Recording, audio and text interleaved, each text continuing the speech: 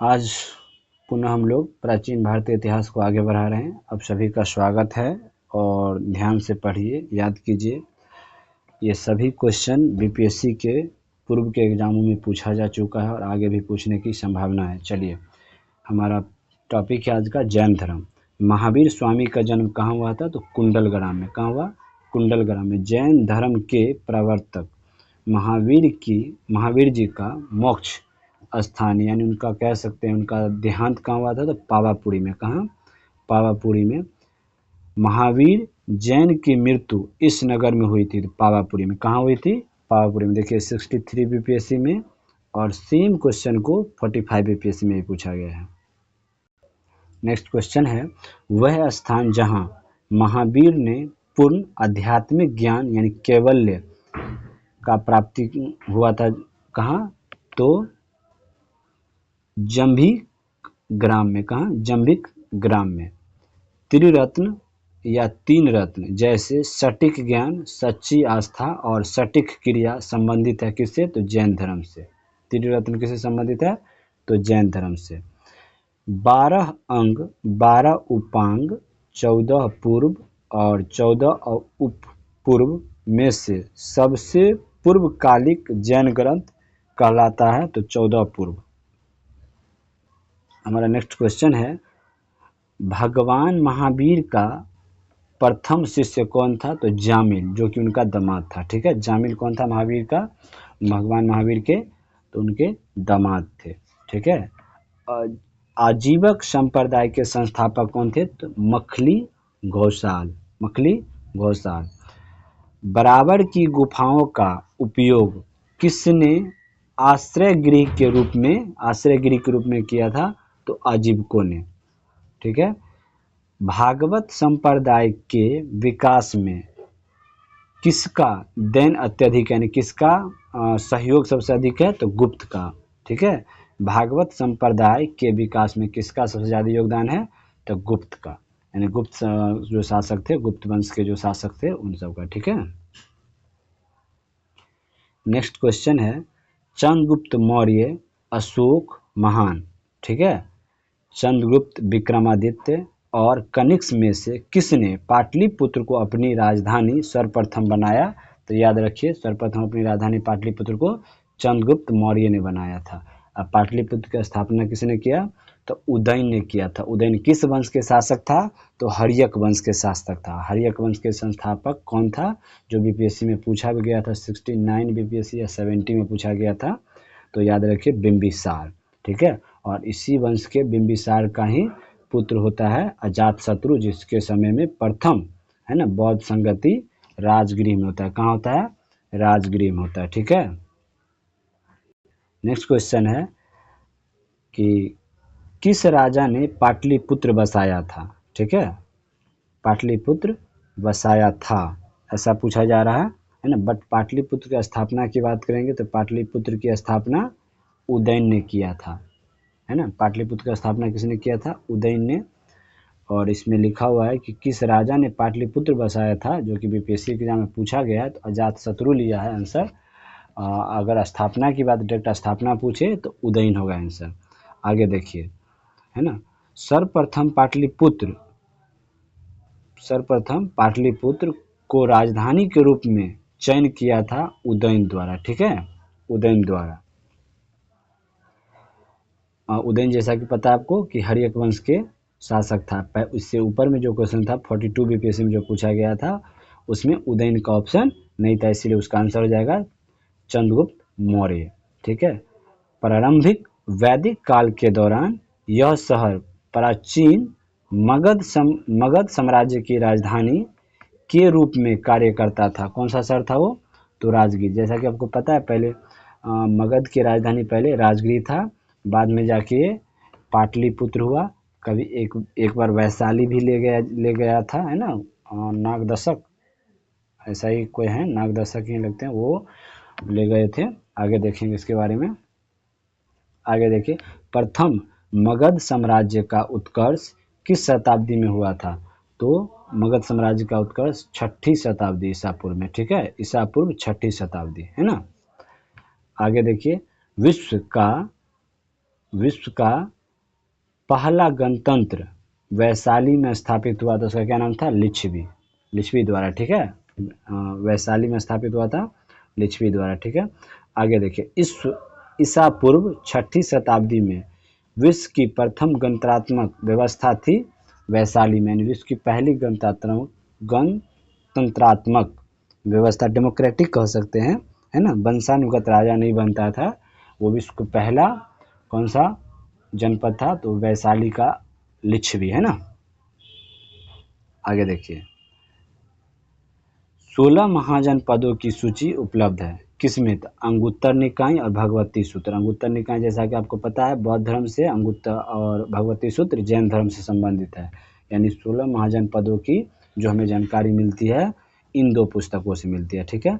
Next है, मगध की राजधानी कौन सी है? तो मगध की राजधानी जैसा कि पहले पता है, पहला राजधानी मगध की कहाँ था? गिरिब्रज, ठीक है।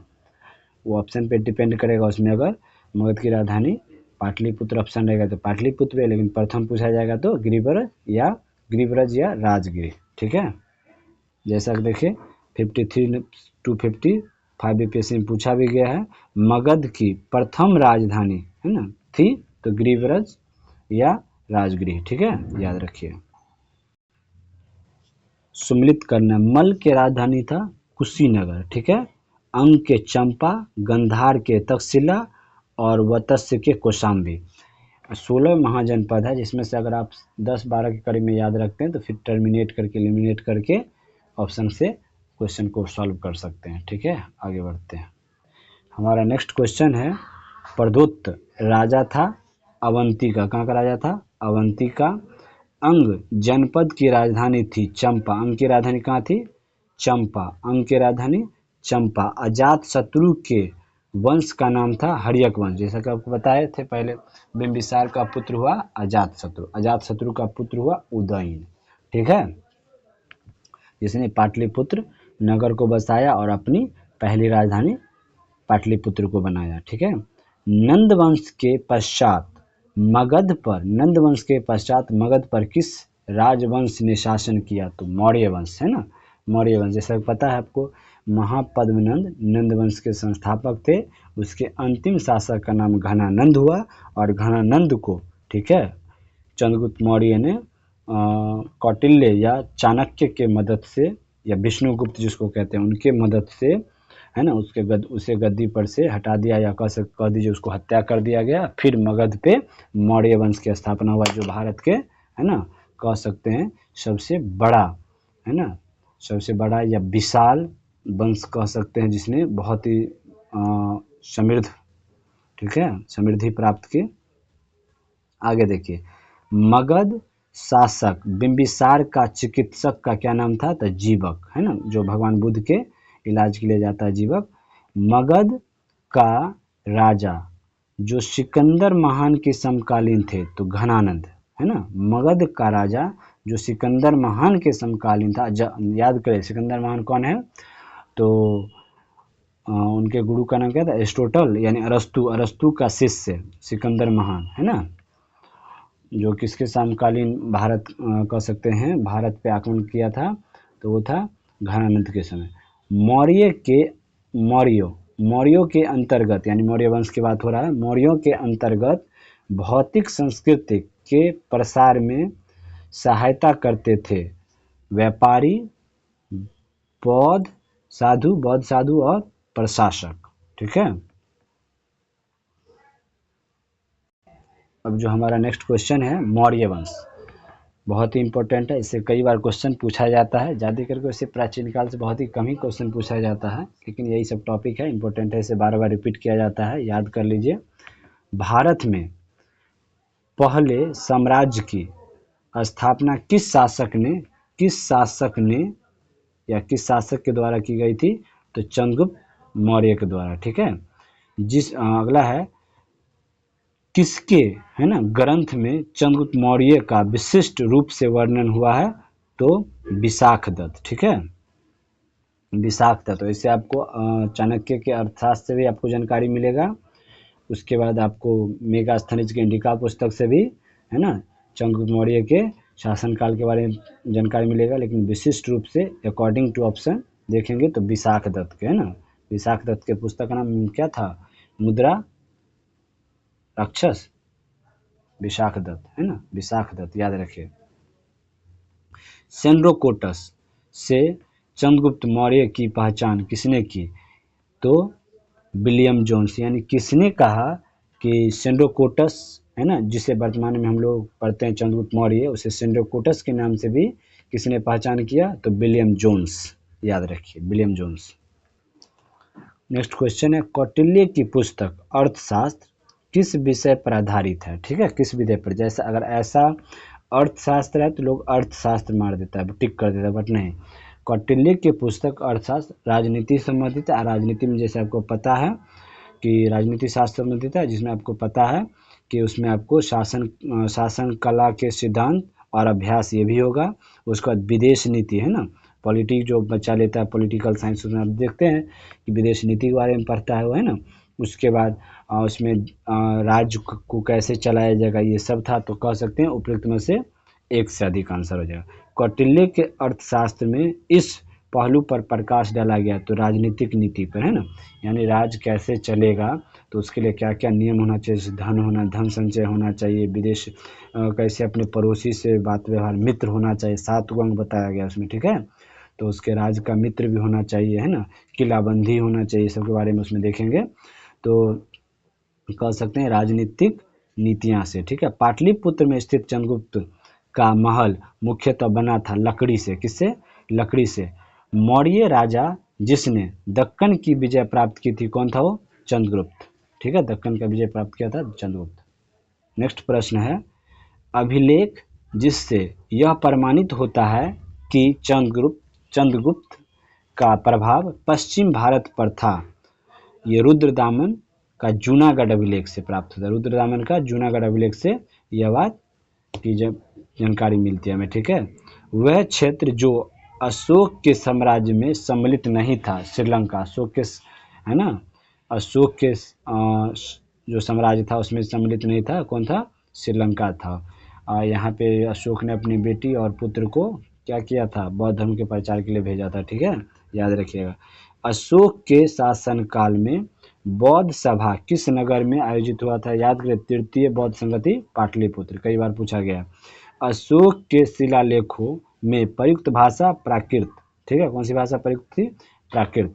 वैसे आर्माइक लिपि और प्राकृत ये भी था, लेकिन इसमें अशोक के शिलालेख में, है ना, कौन सी भाषा प्रयुक्त था? तो प्राकृत भाषा, ठीक है। यह महाजनपद अब भारत का हिस्सा नहीं है, कौन सा? तो गंधार। जैसे गंधार नहीं है, कौन सा महाजनपद भारत का हिस्सा नहीं है? यानी गंधार, जो कि पाकिस्तान में। अशोक की नीति के आर्थिक परिणामों के कारण ही मौर्य साम्राज्य का पतन अधिकांशतः उचित था। इस तथ्य पर विश्वास किया किसने? तो रोमिला थापर ने। किसने? रोमिला थापर ने। ब्राह्मी लिपि को सर्वप्रथम किसने पढ़ा? जेम्स प्रिंस ने, है ना। ब्राह्मी लिपि को सबसे पहले किसने पढ़ा? जेम्स प्रिंस ने। और अशोक के शिलालेख को पढ़ने वाला भी पहला व्यक्ति यही था, जेम्स प्रिंस, ठीक है। प्राचीन भारत की लिपि दाहिनी से बाईं ओर लिखी जाती थी, कौन सी लिपि थी वो? तो खरोष्टी लिपि, है ना। जो खरोष्टी लिपि थी दाहिनी से बाईं ओर लिखी जाती थी। कह सकते हैं अपने लोग बाएं से दाएं लिखते हैं कोई चीज़ को, जैसे उर्दू, मान लीजिए जैसे उर्दू लिखा जाता है उसी प्रकार खरोष्टी, ठीक है। अपने शिलालेखों में अशोक सामान्यतः किस नाम से जाने जाते हैं? तो प्रियदर्शी के नाम से। किसके नाम से? प्रियदर्शी के नाम से। अशोक के समय हुई बौद्ध संगति तो तृतीय बौद्ध संगति थी। केवल वह स्तंभ जिसमें अशोक ने स्वयं को मगध का सम्राट कहा बताया तो भारुत स्तंभ। किस अभिलेख में कलिंग विजय का वर्णन है? अशोक के 13वें, है ना, या जो वीरतम शिलालेख है, 13वें वीरतम शिलालेख में, ठीक है। अशोक के धम्म का मूल संदेश था, यानी अशोक के धम्म का मूल संदेश क्या था? शांति, क्या था? शांति, अहिंसा, धार्मिक सहनशीलता, ठीक है।